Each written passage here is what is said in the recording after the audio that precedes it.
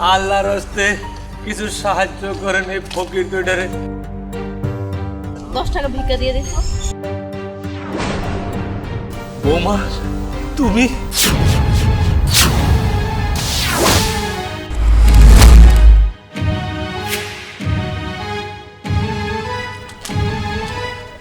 বৌমা তুমি কেমন আছো? চলো বাড়ির চলো। কে আপনাদের বৌমা? আমি আপনাদের চিনি না। বৌমা বাড়ির চলো, যা ভুল করছি আল্লাহর কাছে মাফ করে দাও। বাড়ি? কার বাড়ি? কিসের বাড়ি? যে বাড়ি থেকে আমাকে দূর দূর করে বের করে দিয়েছিলেন সেই বাড়ি? আচ্ছা আপনি কেমন বাবা? আমি কখনো দুনিয়ায় এমন কোনো বাবা দেখিনি যে কিনা টাকার জন্য নিজ হাতে ছেলের সংসারকে তছনছ করে ভেঙে দেয়। আপনি কি মানুষ? সামান্য 2 লক্ষ টাকা যৌতুকের জন্য আপনি আমাকে বাড়ি থেকে বের করে দিয়েছিলেন। ভুলে গেছেন বাবা? আমি চাইলে সেদিন 2 লক্ষ টাকা এনে দিতে পারতাম। কেন দেইনি জানেন? কারণ আপনারা এটাকে অভ্যাসে পরিণত করতেন। ঠিক কয়েকদিন পর পর আমাকে এভাবেই টর্চারিং করে আমার বাবার বাড়িতে পাঠাতেন আর বারবার এভাবে টাকা আনাতেন। আপনার ছেলে যে এতটা অলস ও অন্যের উপর নির্ভরশীল আমি জানলে তাকে বিয়েই করতাম না। জানেন বাবা, অনেক স্বপ্ন নিয়ে বাবা মার মুখে চুনকালি দিয়ে তার হাত ধরে পালিয়ে এসেছিলাম আমি। তাকে বিয়ে করেছিলাম একটু সুখের আশায়, ভালো থাকার আশায়, কিন্তু আপনি থাকতে দেননি, আমাকে সুখে থাকতে দেননি। কই, আপনি বাবা হয়ে তো কখনো আপনার ছেলেকে চাপ দেননি একটা ভালো চাকরি নেওয়ার জন্য, ভালো কোনো কাজ করার জন্য। আপনি তাকে উৎসাহ দিয়েছেন আমাকে মারধর করার জন্য, যাতে করে আমি বাড়ি থেকে টাকা এনে দিই। দেখেন বাবা, আমি আপনাদের বাড়ির সংসার ছেড়ে চলে গেছি, কিন্তু আমি কিন্তু মরে যাইনি। আজ আমি প্রতিষ্ঠিত হয়েছি। যে 2 লক্ষ টাকা আমি আপনাদের এনে দিতাম সে টাকা আমি আপনাদের না দিয়ে আমি পড়াশোনা চালিয়ে গিয়ে নিজে প্রতিষ্ঠিত হয়েছি। আজ আমি ডাক্তার। কিন্তু আপনাদের দেখেন আল্লাহর কি লীলা খেলা, আজ আপনারা রাস্তার পথের ভিখারি। আল্লাহ কত সুস্থ সবল রেখেছিল আপনাদের, 2টি হাত 2টি পা, চলাফেরার জন্য, চোখে দেখার জন্য সবকিছুই তো ছিল আপনাদের। কই, কখনো তো পরিশ্রম কি জিনিস আপনারা করেননি, আপনার ছেলেকে করতে শেখাননি। শুধুমাত্র আপনার মতো কুলাঙ্গার বাবার জন্য আজ আপনার ছেলে প্রতিবন্ধী হয়ে পড়ে আছে। এর জন্য কে দায়ী জানেন? আপনি। বৌমা চুপ করো, আর লজ্জা দিও না। 2 লক্ষ টাকা যৌতুকের জন্যে তোমার ঘাট ধরে বাড়ি থেকে তাড়াই দিছি, আর এই অভিশাপে ব্যবসা বাণিজ্য জয় জমি সব কিছু বিক্রি করে আজকে আমরা দুজন পথের ভিখারি। আমার ছেলে পঙ্গু হয়ে গেছে। মা বাড়ির চলো, বাড়ির চলো। বুড়ি, আমি ভুল করছি বুড়ি। আমরা তোমার বাড়ি থেকে বাই করেছিলাম, আমাকে মাফ করে দাও। আমরা ভুল করছি বুড়ি। ম্যাডাম, ওরা যখন ওগুলো ভুল বুঝতে পারছে আপনি ক্ষমা করে দেন। হ্যাঁ ম্যাডাম, শত হলো তো আপনার স্বামী, আর তাছাড়া আপনি ডাক্তার, আপনি চাইলেই কিন্তু তাকে সুস্থ করতে পারেন। আমি জানি আমি চাইলে তাকে সুস্থ করতে পারি, আর আমি তাদের রেখে যাবই বা কোথায়। তবে শেষবারের মতো একটা কথা বলি বাবা, মেয়ের অনেক আশা নিয়ে, অনেক স্বপ্ন নিয়ে শ্বশুর বাড়ি যায়। দয়া করে তাদের যৌতুকের টাকার জন্য মারধর করবেন না, সংসার হারা করবেন না। এটা আপনার কাছে আমার রিকোয়েস্ট।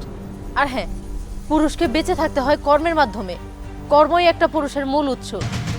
পুরুষ মানুষকে বেঁচে থাকতে হয় মাথা উঁচু করে, আর মাথা উঁচু রাখার জন্য প্রত্যেক পুরুষকে কর্ম করতে হয়, কাজ করতে হয়। ঘরে বসে থাকলে কখনো খাবার হেঁটে হেঁটে আসে না বাবা। আপনার ছেলেকে কাজ শেখান, ওকে সুস্থ করার মালিক আল্লাহ। যতটুকু পারি আমি চেষ্টা করব বাবা। আমি আমার সংসারে আবারও ফিরে যাব। আমার স্বামীকে সুস্থ করার জন্য যতটুকু করার আমি চেষ্টা করব। সুস্থ করার মালিক আল্লাহ। ধরুন ওনাকে।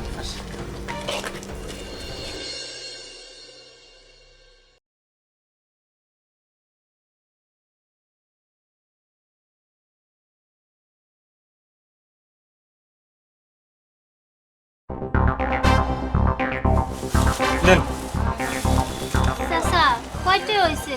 100 টাকা। এই যে চাচা টিয়া। মা তোমার বাকি টাকা নেবা না? এই নাও মা, তোমার বাকি 900 টাকা। চাচা, আমার তো মনে হইতেছে আমি আপনার 100 টাকা দিছি। না মা, তুমি 1000 টাকা দিছিলা। তুমি বুঝতে অসুস্থ, তোমার খেয়াল টেয়াল নাই। যাও মা, নাও টাকা নিয়ে যাও। হ্যাঁ চাচা, আপনি ঠিকই কইতাছেন। আমার মাথায় না খালি জ্বালাপোড়া করে, বুকের মধ্যেও জ্বালাপোড়া করে। ও মা, বুঝতে পারছি, এজন্যই তোমার সমস্যাটা হয়েছে। যাও, টাকাটি নিয়ে বাড়ি যাও না। আচ্ছা চাচা, যাই তাইলে। কিছু লাগলে আইও।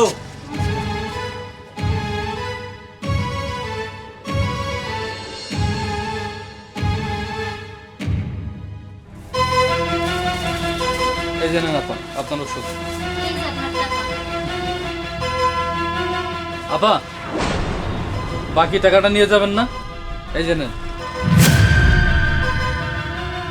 আমার তো মনে হইতেছে আমি আপনার 200 টাকা দিছি, আপনি তো 700 টাকা দিলেন। আরে না না আপা, আপনার মনে হয় কোথায় ভুল হচ্ছে। আপনি হয়তো বা খুব ক্লান্ত, তার জন্য আপনি কত টাকা দিয়েছেন এটা আপনি খেয়াল করতে পারতেছেন না। শোনেন, 300 টাকা আপনার ওষুধের মূল্য, আর বাকি 700 টাকা এটা আপনার ফেরত টাকা। মোট 1000 টাকা দিয়েছিলেন। আমার যে কি হইছে না আজকে, সব কিছু কেমন জানি ভুলে যাইতেছি। আচ্ছা ঠিক আছে।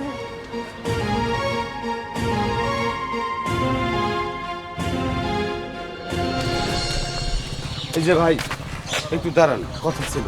একটা জিনিস আমি কিছুদিন যাবৎ খেয়াল করতেছি, একটা পাগলি আপনার দোকান থেকে প্রায় প্রায় ওষুধ কিনতে যায়। ওষুধের দাম দিলে আপনি যে টাকাটা দেন তার থেকে অধিক বেশি টাকা তারা ফেরত দিয়ে দেন। ঘটনাটা কি? তাছাড়া এই যে পাশের দোকানে মস্তু কাকার দোকান থেকে যদি কোনো কিছু নিতে যায়, মস্তু কাকা সেম কাজটা করে। সে 100 টাকা দিলে মস্তু কাকা উল্টা তার 500 টাকা ফেরত দিয়ে দেয়, জিনিসও দেয়। ঘটনা কি ভাই? ও বুঝতে পারছি, তার মানে আপনি এই ব্যাপারটা দেখে ফেলাইছেন, তাই তো? আচ্ছা যাই হোক, দেখে যেহেতু ফেলাইছেন, বিষয়টা আপনার সাথে শেয়ার করি। শুনেন, ওই যে মেয়েটারা দেখতেছিলেন না, ওই মেয়েটার আপন বলতে পৃথিবীতে কেউই নাই, দুনিয়াতে ও একমাত্র। আসলে মূলত হয়েছে কি, কয়েকদিন আগে আমাকে পাশের গ্রামে একটা বাড়িতে প্রচণ্ড রকমের আগুন লাগে, আর সেই বাড়িটাই ছিল ওই মেয়েটার। বাড়ির যে কয়জন সদস্য আছিল শুধুমাত্র মেয়েটাই বাইসা গেছে, আর বাকি সবাই আগুনে পুড়ে মারা গেছে। এখন মনে করেন যে ওই মেয়েটার থাকারও জায়গা নাই, কই থেকে কি খাবো তারও কোনো ব্যবস্থা নাই। তার জন্যে আমরা এই বিষয়টা বুঝা যে যেভাবে পারি ও যাতে না বোঝে সেইভাবে আমরা হেল্প করছি। ও আচ্ছা, তাহলে এই ব্যাপার, তাই তো? তবে ভাই আর একটা কথা, ওই মেয়েটার আর একটা ভাইও ছিল, কিন্তু ওই মেয়েটারে ওই ভাইটা কোনো সময় দেখে না, বুঝতে পারছেন? যার কারণে আমরা এইভাবে হেল্পটা করি, যাতে কইরা আমাদের সমাজের মধ্যে এইভাবে মেয়েটা নষ্ট হয়ে যাবে এরকম আমরা চাই না। আর তাছাড়াও মেয়েটার মেন্টালি কিছু সমস্যা হয়েছে। বুঝতে পারছি ভাই, মানে মানুষকে কতভাবে উপকার করা যায় সেটা আমার জানা ছিল না। তবে আমার দেখা মতে মানুষটা উপকারের যদি পন্থা থাকে, এইটা হচ্ছে 1 নাম্বার পন্থা। এই পন্থাতে যে মানুষটা সাহায্য নিতেছে সে নিজে জানেই না যে সে সাহায্য নিতেছে। আসলে কি ভাই, আমাদের দেশে কিছু গরিব অসহায় মানুষ আছে যারা আত্মসম্মান নিয়ে থাকতে চায়। যত বিপদই আসুক না কেন তাদের, যত তাদের সমস্যা হোক না কেন, তারা অন্যজনের কাছে হাত পাততে পারে না। তাই আমি মনে করি যারা অসহায় গরিব আছে, যারা অন্যের কাছ থেকে ভিক্ষা করতে জানে না, সাহায্য নিতে জানে না, আপনার এই পন্থায় যদি সাহায্য করা যায় তারা বুঝতেই পারবে না। ভাই, আপনি সঠিক একটা কাজ করছেন। ঠিক আছে, আমি যাই। ও ভাই, আচ্ছা, মেয়েটার তো বাড়ি ঘর নাই, মেয়েটা এখন তাহলে থাকে কোথায়? আসলে আমরা সবাই মিলে একটা ব্যবস্থা করছিলাম, ঠিক আছে? মেয়েটারে বলছিলাম যে ওইখানে থাকতে, ওইখানে থাকে নাই, এখন ওই চেয়ারম্যান বাড়ির চৌরার তলায় থাকে। যাক, ভালো হয়েছে। দেখি আমি কিছু করতে পারি কিনা ভাই। আচ্ছা ঠিক আছে। এই পানি নেবেন, পানি, ঠান্ডা ঠান্ডা পানি, পানি নেবেন। আচ্ছা, পানির বোতল কত করে? ভাইজান, পানির বোতল তো 20 টাকা কইরে। কিন্তু আমাদের কাছে তো 20 টাকাই আছে। এখন দেখুন, আমরা মানুষ হচ্ছি দুজনেরই খুব পানি তৃষ্ণা পেয়েছে। এখন আপনি যদি 20 টাকা দিয়ে 2টা বোতল আমাদেরকে দিতেন, আমাদের তৃষ্ণাটা মেটাতাম আর কি। ভাইজান, আপনারা কি আমার সাথে মস্করা করতেছেন? আমি গরিব মানুষ দেখে এইসব কইতাছেন? আপনাকে পোশাক আশাক দেখে তো মনে হইতাছে আপনাদের কাছে টাকা আছে, তাহলে আপনারা আমার সাথে মস্করা কেন করতেছেন? আপনি ঠিকই বলেছেন, আমাদের কাছে টাকা আছে। আসলে আমরা ঘুরতে বের হয়েছি তো, বাসায় ওয়ালেটটা ফেলে এসেছি। এখন এত দূরে গিয়ে বাসা থেকে ওয়ালেট নিয়ে আসা তো সমস্যা। তাছাড়া তৃষ্ণায় আমাদের গলা শুকিয়ে গিয়েছে, এই জন্য বললাম যদি একটু দিতেন আমাদের উপকার হতো। ও আচ্ছা, এখন বুঝতে পারছি। আচ্ছা, কোনো সমস্যা নাই, আমি আপনাকে পানির বোতল দিতেছি, খারাপ। এই নেন ভাইজান, এই নেন, খান, পানি খান। আমি জানি মানুষের পিপাসা লাগলে মানুষের কতটা কষ্ট হয়, শান্তি করে পানি খান। আচ্ছা তোমাকে একটা কথা জিজ্ঞেস করি, পানি বিক্রি করলে কি অনেক টাকা লাভ হয়? এই যে আমি রাস্তাঘাটে দেখি অনেক মানুষ পানি বিক্রি করছে, অনেক টাকা লাভ হয় তাই না? না ভাইজান, কি যে কোন, পানি বিক্রি করলে অনেক টাকা লাভ হয়? আপনার এই কথা কেডা কইছে? সারাদিন কত কষ্ট করে পানি বিক্রি করি, এইখান থেকে সেইখানে যাই, কত গাড়ির পিছনে দৌড়াদৌড়ি করি, দিনে দেখা যায় 5 থেকে 10টা পানির বোতল বিক্রি হয়, সেইখানে আর কয় টাকা লাভ হয়? সেই টাকা দিয়া ভালোভাবে চলেই না। আর আপনারা মনে করেন পানি বিক্রি করে মনে হয় মেলা টাকা লাভ হয়। আচ্ছা একটা কথা বলো তো, এই পানি বিক্রি করে তোমার যদি লাভ নাই হয় তাহলে তুমি তোমার সংসার চালাও কি করে? সংসারের কথা কইতেছেন ভাইজান? সংসার চলে আর কি কোনো রকম। এই যে এই পানি বিক্রি কইরা যে টাকা আমি কামাই করি, সেই টাকা দিয়ে কোনো মতো ডাল ভাত কিনি, কিনা আমরা খাই। আমরা তো আর বড় লোক না, আঙ্গ তো আর মাছ গোস্ত কিনন লাগে না যে মেলাডি টেহা লাগবো। আমার ঘরে না অসুস্থ মা, তার মাঝে মধ্যে ওষুধ কিনি। জানেন ভাইজান, আমার মায়ের অপারেশনের জন্য না মেলাডি টেহার দরকার। আমি তো ঠিক মতো সংসারই চালাইতে পারি না, আমার মায়ের অপারেশন আবার কোন থেকে করবো? ওই যে মনে করেন কোনো রকম ডাল ভাত খাই আর দিন পার করি আর কি। তুমি ঠিকই বলেছো বোন, এই পৃথিবীতে কেউ না খেয়ে থাকে না। আল্লাহ তাআলা কোনো না কোনো ভাবে রিজিকের ব্যবস্থা অবশ্যই করে দেয়। আচ্ছা ঠিক আছে, এই নাও তোমার 20 টাকা।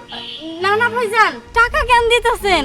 আমি তো আপনাকে খুশি হয়ে পানি খাওয়াইছি, আপনাকে পিপাসা পাইছিল না, আপনাকে পিপাসা পাইছে বলে তো আমি আপনাকে পানি দিছি। আমি পানি বিক্রি করে খাই, আমি যদি আপনাকে পিপাসা না মিটাই, ওই উপরওয়ালা কি আমারে ক্ষমা করব? করব না তো। আর তাছাড়া ভাইজান, আমার টাকা লাগবে না, আপনারা যান। আরে কি বলছো তুমি এইসব? তুমি যদি টাকা না নাও তাহলে তোমার মেয়ের চিকিৎসা কিভাবে করবে? ভাইজান, আপনাকে তো আমি একটা বারের জন্য কই নাই আমার মেয়ের কথা, আপনারা কেমন করে জানলেন? আমরা কিভাবে জানি? তাহলে শোনো। হাসপাতাল থেকে কল দিচ্ছে। হ্যালো স্যার, কি কি কইতেছেন? আমার মায়ের অবস্থা খুব খারাপ, 1 লাখ টাকা লাগবে অপারেশন করতে। এতগুলো টাকা আমি কই থেকে পাবো? আচ্ছা স্যার, আপনি কোনো চিন্তা করেন না, আমি যেমন করে পারি টাকা জোগাড় করে নিয়ে আসবো, কিন্তু আমার মেয়ের কিছু হইতে দেন না। ঠিক আছে স্যার। আল্লাহ, এখন আমি কি করবো? আমার কাছে তো একটা টাকাও নাই, আমার মেয়েটারে বাঁচাইতে হইলে 1 লাখ টাকা লাগবো। এতগুলি টাকা এখন আমি কই থেকে পাবো? আমি এখন কি করবো কিচ্ছু বুঝতেছি না।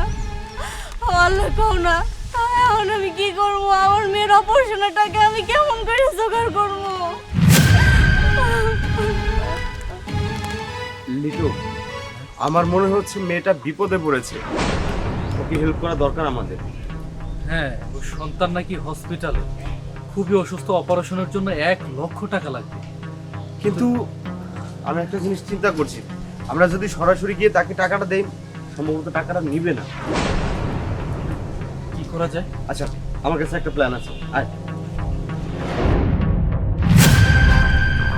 এই নাও, এখানে 1 লক্ষ টাকা আছে, এটা দিয়ে তুমি তোমার মেয়ের চিকিৎসা করাবে। না না ভাইজান, এইটা আমি নিতে পারবো না। এতগুলো টাকা যদি আমি নেই, তাহলে এই টাকা আমি পরিশোধ করবো কেমনে? এই টাকা পরিশোধ করার ক্ষমতা আমার নাই। আমরা তৃষ্ণার্ত ছিলাম, তুমি আমাদেরকে ফ্রি পানি খাইয়েছো, আমাদের উপকার করেছো। তুমি আমাদের উপকার করেছো আর আমরা তোমার উপকার করব না, এটা কি হয়? এই টাকাটা রাখো। এই টাকাটা তুমি রেখে দাও, তোমার সন্তানের চিকিৎসার জন্য কাজে লাগবে। ধন্যবাদ ভাইজান, আপনারা সত্যি মেলা ভালো মানুষ। নইলে এতগুলো টাকা দিয়ে আপনারা আমার সাহায্য করতেন। না না, ধন্যবাদ দিও না। যাই হোক, এটা দিয়ে তুমি তোমার মেয়ের অপারেশন করাবে, আর ভালো কথা, তোমার মেয়ের কি অবস্থা সেটা আমাদেরকে জানাবে, ঠিক আছে? ঠিক আছে ভাইজান। ঠিক আছে, এটা রেখো, কাজে লাগবে। চল।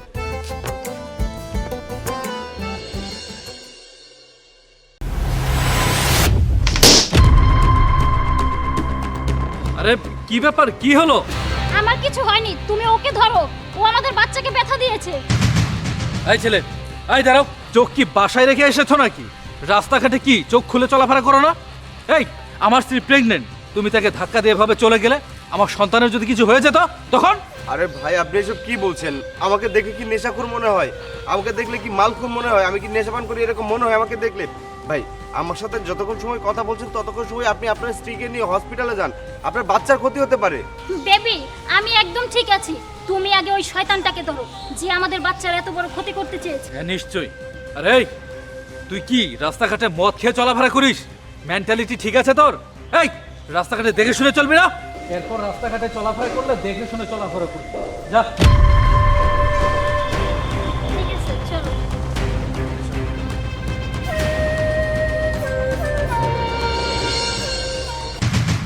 দেখো না এই লোকটা কি শুরু করেছে।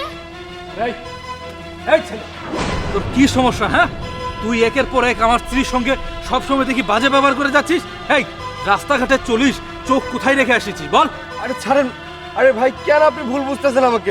আমি তো নিজেই বুঝতে পারছি না কেন বারবার আপনাদের সাথে আমার দেখা হচ্ছে। আমি আপনার স্ত্রীকে কোনো কিছু করতে চাচ্ছি না, বিশ্বাস করেন। তোদের মতো ছেলেদের এই সমস্ত স্বভাব, তোকে আমি পুলিশে দিব। হ্যাঁ বেবি তুমি ঠিকই বলেছো, ওকে পুলিশে দাও। আরে না ভাই আর দাঁড়ান, ওনাকে পুলিশে দেওয়ার আগে আমার একটা কথা শুনুন আপনারা। কি অবাক হচ্ছেন? এই যে লিটু সাহেব, কিছুক্ষণ আগে আপনার স্ত্রীকে যেই ডাক্তার দিয়ে চেক আপ করিয়েছেন তার হাজবেন্ড আমি। আসলে আপনাকে একটা সত্য কথা বলার জন্য এখানে এসেছি। আপনার ওয়াইফ প্রেগনেন্ট না। মানে? আরে আপনি এসব কি বলছেন? আমার স্ত্রী প্রেগনেন্ট না মানে? হ্যাঁ, আপনার স্ত্রী প্রেগনেন্ট না। আমি সেটা প্রমাণ করার জন্য অনেকক্ষণ যাবত আপনাদের পিছে পিছে ঘুরছি। দেখাচ্ছি আপনার বাচ্চা আমি কিভাবে নষ্ট করি। আরে, বুঝতে পেরেছেন? চলুন আসুন। তার মানে আখি তুমি আমার সঙ্গে এতদিন প্রতারণা করেছো?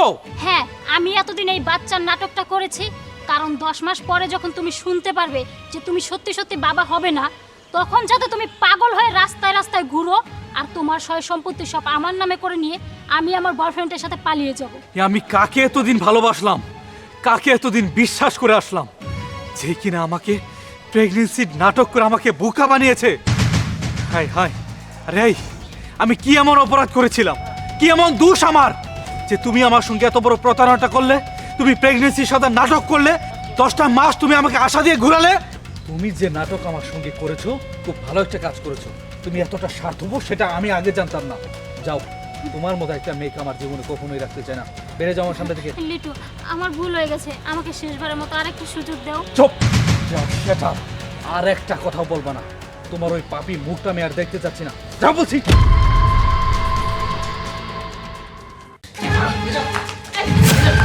এই সত্যি করে বল, টাকা কি করেছিস? টাকা কোথায় রেখেছিস বল? বের কর, টাকা বের কর। আমি টাকা চুরি করি নাই।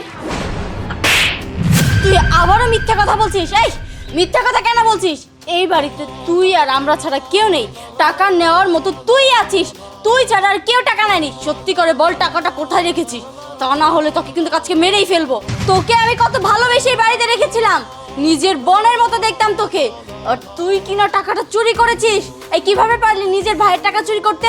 তাড়াতাড়ি বল, বলছি টাকা কোথায় রেখেছিস? না না ভাবি, আমি কোনো টাকা চুরি করি নাই। এই দেখেছো আপু, চুরের মায়ের বড় গলা। এই চলো চলো, টাকা বের করে নিলে এই বাড়ি থেকে বের করে দেবো। কি হলো, টাকা কেন বের করে দিচ্ছিস না? ভাবি তুমি বিশ্বাস করো, আমি কোনো টাকা চুরি করি নাই। তুই টাকা চুরি করিসনি না? বুঝতে পেরেছি, এভাবে কাজ হবে না। তোকে এই বাড়ি থেকে বের করে দিতে বের করে দাও, একবার গলা টাকা মেরে ফেলবো। আরে কি হয়েছে? তোমরা আমার সাথে এমন করছো কেন? ভাইয়া দেখো না, ভাবি আমার চোরের অপবাদ দিয়ে বাড়ি থেকে বাইর করে দিতেছে। বিশ্বাস করো ভাইয়া, আমি কোনো টাকা চুরি করি নাই। একদম চুপ, মিথ্যা কথা বলবি না। শোনো না, তোমার বোন তুমি যে রাতে 1 লক্ষ টাকা দিয়েছিলে সেই টাকা চুরি করেছে। তুমিই বলো, আমরা ছাড়া এই বাড়িতে কেউ আছে? তোমার বোন ছাড়া এই টাকাটা কে নেবে? আমার ভাই তো জীবনেও এই কাজটা করতে পারে না, তাই না? আমার ভাইকে তো আমি বিশ্বাস করি, তুমিও বিশ্বাস করো। তাহলে তুমিই বলো, তোমার বোন ছাড়া টাকাটা কে নিয়েছে? আর এর আগেও আমার মানিব্যাগ থেকে 10,000 টাকা হারিয়ে গিয়েছিল। সেই টাকাটাও আমার মনে হচ্ছে তোমার বোনই নিয়েছিল, তাই তো তাকে বের করে দিচ্ছি। তা না হলে কবে দেখবো এই বাড়ির সমস্ত দলিল চুরি করে নিয়ে পালিয়েছে। আখির, তোর ভাবি এসব কি বলছে? তুই নাকি টাকা চুরি করেছিস? ভাইয়া আমি বললাম তো আমি টাকাটা চুরি করি নাই, তাই টাকাটা যে চুরি করছে তারে আমি দেখছি। এই দেখেছিস মানে কি উল্টাপাল্টা কথা বলতে চাচ্ছিস? আচ্ছা তুমি কি কখনো দেখেছো কেউ চুরি করে শিকার করে? এত কথা না বলো, ওকে ঘাট ধাক্কা দিয়ে বাড়ি থেকে বের করে দাও। আই তুমি থামো, তুই বল টাকাটা কে চুরি করেছে? ভাইয়া তুমি বিশ্বাস করো, আমি নিজের চোখে দেখছি যে টাকাটা চুরি করছে তার পকেটে চেক দিলে এখনই তুমি টাকাটা পাবা। হ্যাঁ ঠিক বলেছিস। আরে আরে দুলাভাই কি করছেন আপনি? বিশ্বাস করছেন না আপনি আমাকে? আপু এগুলো কি শুরু করেছে? এটা কি হারামজাদা, তুই আমার বাড়িতে থাকিস, আমারটা খাস, আমারটা পড়িস, আবার আমার টাকায় চুরি করেছিস। তোকে আজকে আমি পুলিশে দিব। দুলাভাই আমার কি দোষ? আমি টাকা চুরি করি নাই। আসলে আমি আপার কাছে টাকা চাইছিলাম যে আমার 1 লক্ষ টাকা লাগবে। তারপর আমার কইলো যে ওই ডয়ারের মতো তোর দুলাভাই 1 লক্ষ টাকা রেখে গেছে, ওই টাকাটা তুই নে। তারপরে আমি নিছি। এটা আমার মনে করেছে, আমার কোনো দোষ নাই। ও আচ্ছা, তার মানে নাটের গুরু হচ্ছ তুমি। তুমি টাকা চুরি করে তোমার ভাইকে দিয়েছো এবং আমার বোনকে তুমি চুরের অপবাদ দিয়ে এই বাড়ি থেকে বের করতে চেয়েছো। তার মানে এর আগেও তুমি আমার কাছ থেকে টাকা চুরি করে তোমার ভাইকে দিয়েছো। তার মানে আমি এতদিন দুধ কলা দিয়ে কাল সাপ পুষেছি, তাই তো? ঠিক আছে, আমার বোনের প্রতি তোমার এত জেদ, আমার সংসারে তোমার এত অবহেলা, তাহলে তোমার এখানে থাকার কোনো প্রয়োজন নেই। তুমি এই মুহূর্তে তোমার ভাইকে নিয়ে আমার বাড়ি থেকে বের হয়ে যাবে, তা না হলে দুইজনকে আমি পুলিশে দিব। যাও এখান থেকে। রাসেল আমার ভুল হয়ে গিয়েছে, আমাকে মাফ করে দাও। আসলে আমার ভাই আমার কাছে টাকা চেয়েছিল, আমি কি করব না করব বুঝতে পারছিলাম না, যে কারণে এটা করেছি। প্লিজ আমাকে মাফ করে দাও। চুপ, আমি তোমার মুখ থেকে কোনো কথা শুনতে চাচ্ছি না। এই এখনো দাঁড়িয়ে আছিস কেন? তোর বোনকে নিয়ে যা এখান থেকে। দাঁড়িয়ে আছো কেন? যাও। কত বড় সাহস! চল ভেতরে চল। আরে আরে আমার বাচ্চা!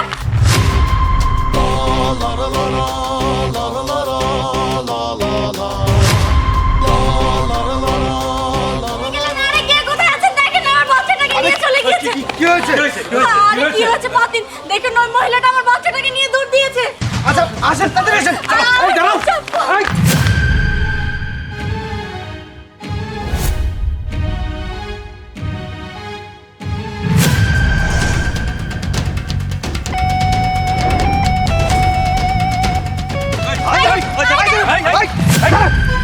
কি ব্যাপার, আপনাদের সমস্যা কি? আমার পিছে পিছে ধাওয়া কেন করছেন?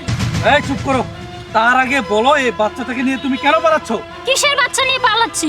এটা তো আমার বাচ্চা। এই একদম মিথ্যে কথা বলবে না, এই বাচ্চাটা হচ্ছে উনার। তুমি কেন এই বাচ্চাটাকে নিয়ে পালাচ্ছ বলো? এই বাচ্চা বলে ওর, এই চুরের বাচ্চা, দে আমার বাচ্চা আমাকে দে। আরে আপনারা কি বলছেন? কিসের বাচ্চা নিয়ে পালাচ্ছি? এটা তো আমার বাচ্চা। কি এই বাচ্চা তোর? হ্যাঁ এটা আমার বাচ্চা। তার মানে এই বাচ্চা আপনার না?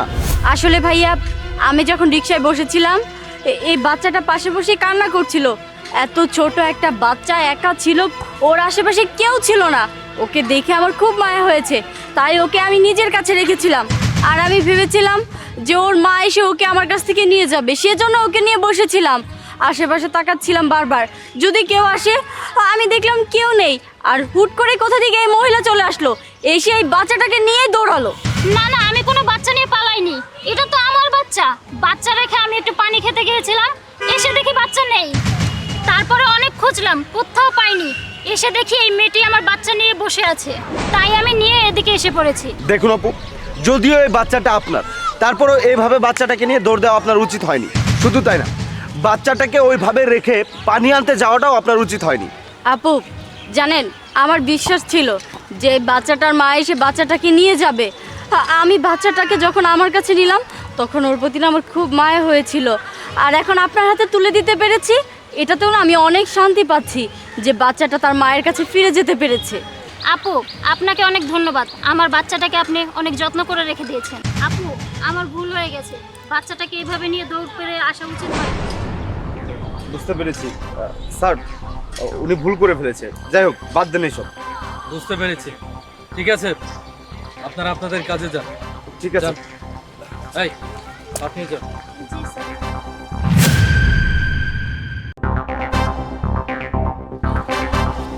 এইখানে রাখো। এই তোমাকে কত টাকা দিতে হবে?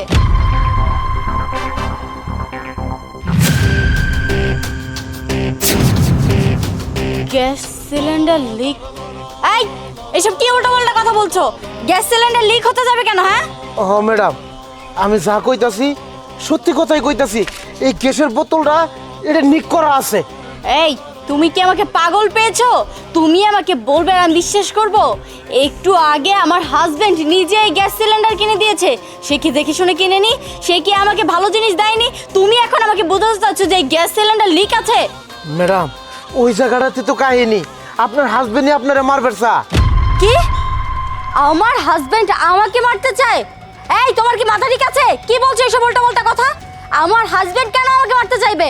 ও আমাকে অনেক ভালোবাসে, ও কোনোদিনও আমাকে মারতে চাইতে পারে না। ম্যাডাম, আমি জানি আপনি আমার কথা বিশ্বাস করবেন না, কিন্তু বিশ্বাস করেন আমি যা কইতাছি সত্যি কথাই কইতাছি। আমি নিজের হাতেই নিক করা গ্যাস সিলিন্ডার আপনারে দিছি। আপনার হাজবেন্ড দিবার কইছে আপনি যখন এটা বাড়ির মতো নিয়ে যায় চুলা পরে যখন আগুন জ্বলাবেন তখন এটা বাস্ট হয়ে আপনি মরে যাবেন গা। আর আপনারা মারার জন্য এই কামটা করছে। আর এই বুদ্ধিটা কি কারণে করছে জানেন? যাতে করে আপনি যে মরবেন এটার যেন কোনো প্রমাণ না থাকে, আপনি সমীরে যেন কেউ দোষী না ধরবেন পা, এর জন্য করে আমার টাকা দিয়ে এই কামটা করাইছে। মানে এসব কি বলছো তুমি? হ্যাঁ ম্যাডাম, আমি যা কইতাছি সত্য কথাই কইতাছি। আসলে ম্যাডাম আমি তো গরিব মানুষ। আপনার সময় যখন আমার ইত্তুর ইতিহাসে আইলো আমি আর লোভ সামলাবার পাইনি। তবে এখন আমার বিবেকে নাড়া দিছে যে আপনার মতো একটা জলজন্ত মানুষের আমি কিভাবে মেরে বলামো।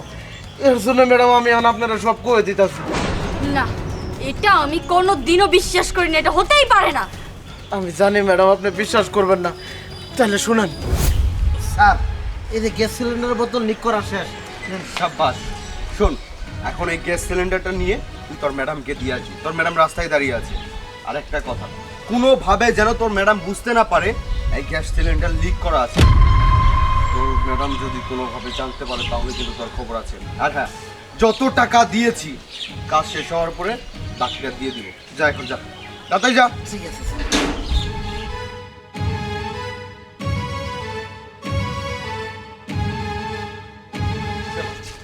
এই গ্যাস সিলিন্ডারে যখনই আগুন ধরাতে যাবে ব্লাস্ট হয়ে তোমার আপু মারা যাবে। আর তোমার আপু মারা যাও মানে আমার পথের কাটা পরিষ্কার। আমি আর তুমি দুইজন মিলে সুন্দরভাবে সংসার সাজাবো। ঠিক আছে না? হ্যাঁ ঠিক আছে, চলো হয়ে যাবে। ঠিক আছে। কি বললে তুমি? আমার স্বামী আমাকে সত্যি সত্যি মারতে চায়? আমার বোনের সাথে পরকিয়া করে আর আমাকে মারতে চায়? ঠিক আছে, তুমি এখন যাও, তোমাকে অনেক ধন্যবাদ। আমি দেখছি ব্যাপারটা। আচ্ছা ম্যাডাম, আমার আপনি মাফ করে দিয়ে।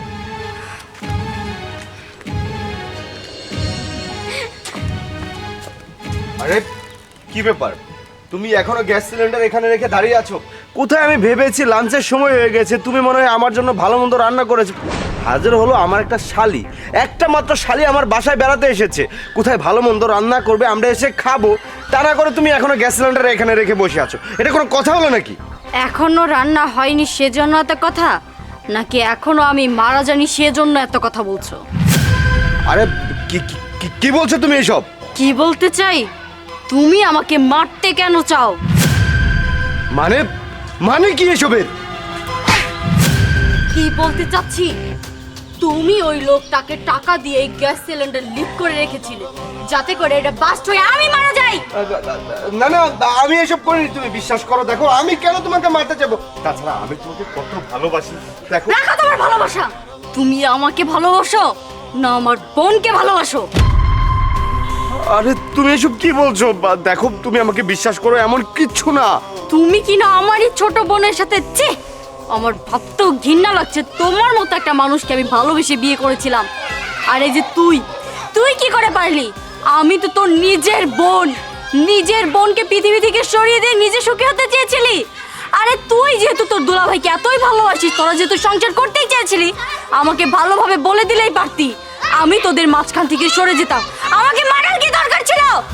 আপু দেখ, দুলা ভাই আমাকে এমনভাবে ইনভাইট করেছে যে আমি কখন তার প্রেমে পড়ে গিয়েছি, আর সেই প্রেমে পড়ে অন্ধ হয়ে আমি এই কাজটা করতে বাধ্য হয়েছি। আপু তুই আমাকে মাফ করে দে। ঠিক আছে, তোর ব্যবস্থা আমি পরে করছি। আর এই যে তোমাকে বলছি, তোমার যেহেতু আমার ছোট বোনকে এতই পছন্দ, আমি খুব তাড়াতাড়ি তোমাকে ডিভোর্স দিয়ে দিব। তারপরে তোমার যা খুশি তুমি তাই করো। কবিতা প্লিজ আমার কথাটা একটু শোনো। দেখো আমি যেটা করেছি ভুল করেছি, ঠিক আছে? হ্যাঁ, আমি কান ধরছি, আমি কখনোই আর এমন করবো না, প্লিজ। তাও তুমি আমাকে ডিভোর্স দিও না, প্লিজ। তুমি আমাকে একটা বারের জন্য সুযোগ দাও। ঠিক আছে, আমি তো আর তোমার মতো বিশ্বাসঘাতকতা করতে পারি না, আর আমি তো তোমাকে মন থেকে ভালোবাসি। একটা সুযোগ আমি তোমাকে দিলাম, কিন্তু একটা কথা মনে রেখো, তুমি আমার যে বিশ্বাস ভেঙেছো সে বিশ্বাস আর কখনো অর্জন করতে পারবে না। আরে তুই এখান থেকে যা, যা বলছি। তুমি আর আমার কাছ থেকে কখনো ভালোবাসা পাবে না। কবিতা, কবিতা প্লিজ আমার কথা বোঝার চেষ্টা করো। কি হলো, কথা বলছো না কেন? কথা বলবে না? এমন করছো কেন? কথা বলো। আরে তুমি কথা কেন বলছো না? কথা বলবে না? আবার বলে কথা কেন বলছো না? কথা বলো। তুমি কতদিন পরে এসেছো আর তুমি আমার সাথে কথাই বলছো না?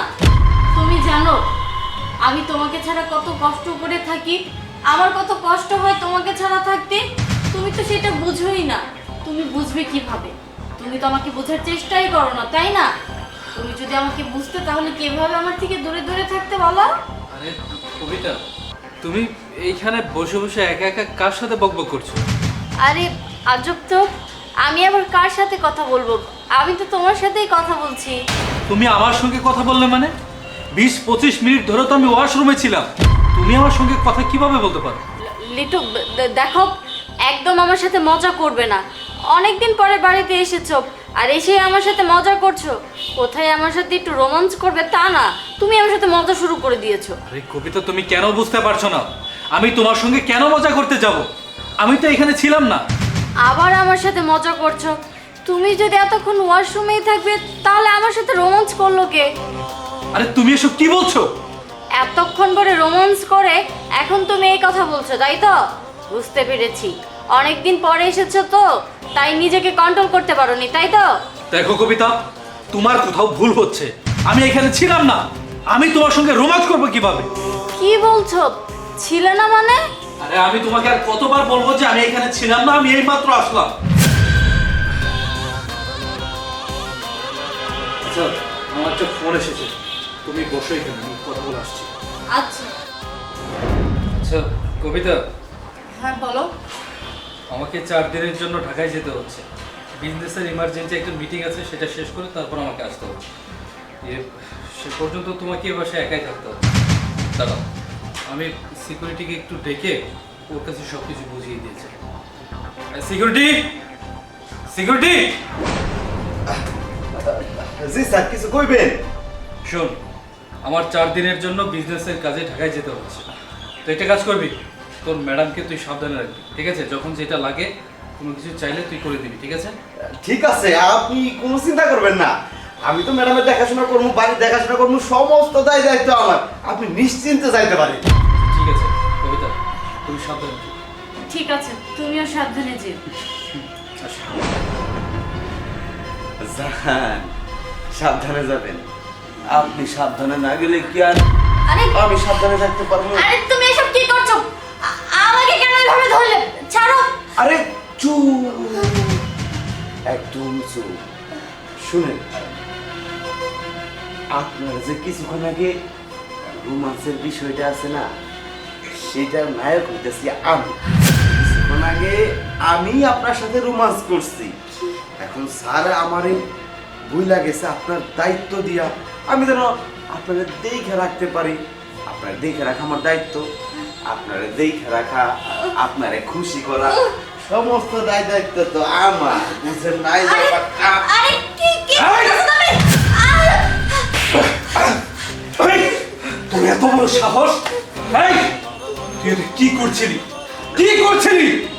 তোর মতো সিকিউরিটিদের দায়িত্ব মালিকের দেখাশোনা করা, বাড়ি ঘরের দেখাশোনা করা, আর তুই কি করছিস? তুই আমার না থাকার সুযোগ নিয়ে, তুই আমার স্ত্রীর অন্ধত্বের সুযোগ নিয়ে তুই তার উপর ঝাঁপিয়ে পড়েছিস। তুই কি ভাবিস তোকে আমি কিছুতেই ধরতে পারবো না? তোর এই সমস্ত আমি কিছুই জানতে পারবো না। শোন, তোকে ধরার জন্য আমি কি প্ল্যান বানিয়েছি। লিটু, শোনো না, আমার না খুব ভয় হচ্ছে। তুমি যদি এতক্ষণ আমার সাথে রোমান্স না করো তাহলে কে করেছে? আমি আর তোমাকে ভেবে কত কি করে ফেলেছি। তুমি কি শিওর যে ওইটা আমি ছিলাম? হ্যাঁ, তুমিই তো ছিলে। আমি তো তুমি ভেবেই। বুঝতে পেরেছি। আমাদের এই বাসায় তুমি, আমি আর এই বাড়ির দারোয়ান ছাড়া আর কেউ থাকে না। তার মানে দারোয়ান কি? হ্যাঁ, আমি দারোয়ানকে পরীক্ষা করব, বাস তাহলেই আসল তথ্য বেরিয়ে আসবে। কি এখন বুঝতে পারছিস? আরে এই বেঈমান, তুই আমার বাসাতে চাকরি করে আমার টাকা খেয়ে তুই কিনা আমার উপরই বেঈমানি করলি। তুই আমার স্ত্রীর অন্ধত্বের সুযোগ নিয়ে তুই তার উপর ছাপিয়ে পড়েছিস, তাই না? এই হারামির বাচ্চা, তোকে আমি কি দেখিনি বল? প্রত্যেক মাসে মাসে স্যালারি দেওয়ার সাথে তোকে বকশিশও দিয়েছি। শুধুমাত্র তোর উপরে আমাদের পরিবারের সমস্ত দায়িত্ব থাকে। আমরা যখন কোথায় যাই তোর উপর আমানত হিসেবে রেখে তারপর আমরা বাসা থেকে বের হই। তোদের মতো কিছু বেয়াদব সিকিউরিটির জন্য ভালো ভালো সিকিউরিটিদের দুর্নাম হচ্ছে। সিকিউরিটি হচ্ছে প্রভু ভক্ত কুকুরের মতো, যারা কিনা নিজের প্রভুর জীবন বাঁচাতে গিয়ে নিজের জীবনকে উৎসর্গ করে দেয়, তাদেরকে বলে সিকিউরিটি। আর তুই কিনা একটা বেঈমান হারামির বাচ্চা। তোকে তো এখন ইচ্ছা করছে তোর গলাটা টিপে মেরে ফেলি। স্যার স্যার আমি ভুল করে ফেলছি স্যার, আমি কথা দিতেছি আমি আর কোনোদিন এই ভুল করবো না স্যার, আমার মাফ করে দেন স্যার। তোকে কোনো ক্ষমা না, তোকে এখন পুলিশে দেওয়া দরকার। না, আমি পুলিশেও দিব না, কারণ এটা আমাদের এখন মান সম্মানের ব্যাপার। এখান থেকে চলে যাও।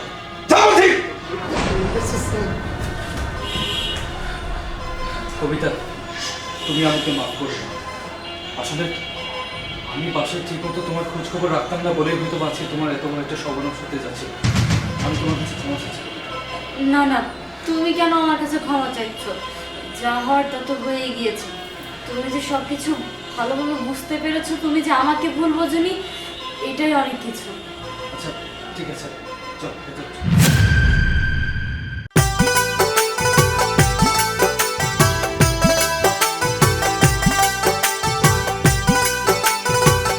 আচ্ছা, জায়গাটা কেমন বলো তো? হ্যাঁ সত্যি খুবই সুন্দর।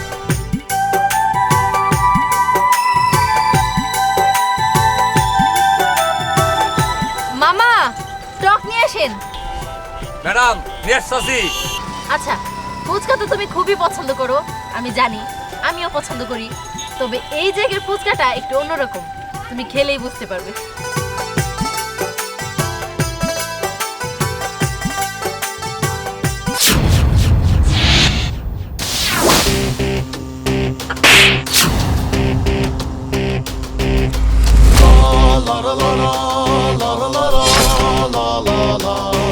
বাবা, তুই আমার গালে থাপ্পড় মারলি? হোয়াট? তুই কাকে বাবা বলে ডাকছিস? এই 2 টাকার ফুচকাওয়ালার বাচ্চা, তোর এত বড় সাহস তুই আমাকে বাবা বলে ডাকছিস?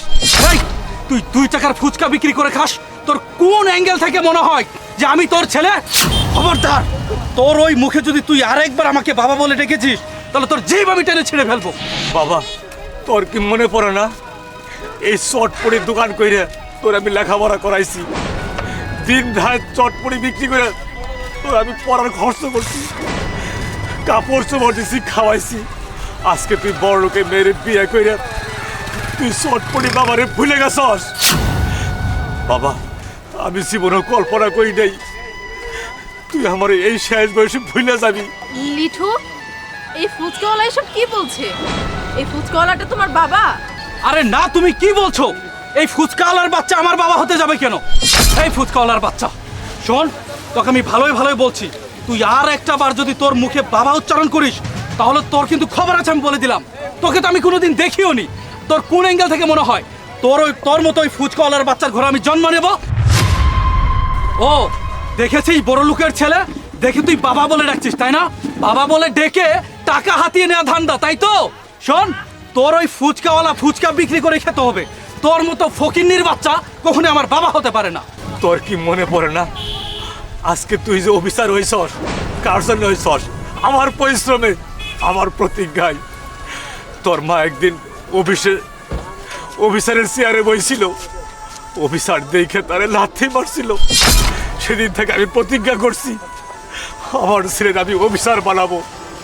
এই চটপড়ি বিক্রি করে মাথার গাম পায়ে বলে আজকে তোরে মানুষ করছি, আজকে তুই এই বাবারে ভুলে গেলি। চল বাবা বাড়ি চল। আরে সর ফকিন্নির বাচ্চা, আরে ফকিন্নির বাচ্চা, আজকে তোকে আমি মেরে আরে লিটু, এনাফ ইজ এনাফ। আর একটাও কথা বলবে না তুমি। পরি, সামান্য 2 টাকার ফুচকা আলার জন্য তুমি আমার গায়ে হাত তুললে? হ্যাঁ, সামান্য একটা ফুচকাওয়ালার জন্য আমি তোমার গায়ে হাত তুলতে বাধ্য হয়েছি, কারণ এই সামান্য ফুচকাওয়ালাই তোমার বাবা। অবাক হলে তাই না? আমি কিভাবে জানলাম? আমি অনেক আগেই তোমার বিষয়ে সবকিছু জেনে গেছি। এমনকি এই ফুচকাওয়ালাই যে তোমার বাবা, আমি সেটাও আগে থেকেই জানতাম। আর আজকে তোমাকে নিয়ে এই ফুচকা খেতে আসাটাও ছিল আমার প্ল্যান। হয়তো তুমি জানো না, আমি তোমার সবকিছু জেনে বুঝেই তোমার সাথে সংসারে ছিলাম, না জেনে নয়। তুমি হয়তো ভাবতে পারো যে তোমার বাবা একজন ফুচকাওয়ালা জেনে আমি চলে যেতে পারি। তোমার মতো ছোট মন মানসিকতা নিয়ে আমি চলি না। শোনো, মানুষকে মানুষ ভাবতে শেখো। এই ফুচকাওয়ালা দিন মজুরের কাজ করে সারাদিন ফুচকা বিক্রি করেই তোমার মতো একটা মানুষকে অমানুষ রূপে তৈরি করেছে। সে যদি জানতো যে তুমি বড় হয়ে একটা অমানুষ হবে, আমার মনে হয় তোমাকে ছোটবেলায় সে মেরে ফেলতো। তুমি কি মানুষ না অমানুষ? কি করে পারলে? পরি, পরি তুমি আমাকে মাফ করে দাও। আসলে আমার মনে এইটা ধারণা ছিল যে তুমি যদি কোনোভাবে জানতে পারো যে আমার বাবা একটা ফুচকাওয়ালা, তাহলে তুমি আমাকে ছেড়ে চলে যেতে, তুমি কখনো আমাকে বিয়ে করতে না। আমি সেই জন্যই তোমাকে মিথ্যে কথা বলেছি, আমার বাবার পরিচয় তোমার কাছে গোপন করেছি। তুমি আমাকে মাফ করে দাও পরি। চুপ! আমি মাফ করবো মানে? তুমি তো আমার সাথে কোনো ভুল করনি, তোমার বাবার সাথে করেছো। যাও গিয়ে বাবার কাছে মাপ চাও।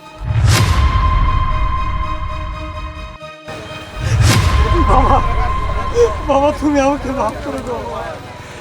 আমি জেনে বুঝে তোমার সঙ্গে এমন খারাপ আচরণ করেছি। আমি সবসময় তোমাকে অপমান করেছি, তোমাকে ছেড়ে বাড়ি থেকে চলে এসেছি শুধুমাত্র নিজের স্বার্থের জন্য। আমাকে তুমি মাফ করে দাও বাবা। বাবা, আপনার ছেলে হয়ে আমি আপনার কাছে ক্ষমা চাইছি। প্লিজ আপনার ছেলেকে আপনি ক্ষমা করে দেন। আর না হয় আপনার মনের মধ্যে জমে থাকা ক্ষোভগুলি আল্লাহর কাছে গিয়ে আপনার ছেলের জন্য অভিশাপ হয়ে নামবে। আমি স্ত্রী হয়ে তা চাই না। বাবা আমি তোরে মাফ করে দিলাম বাবা।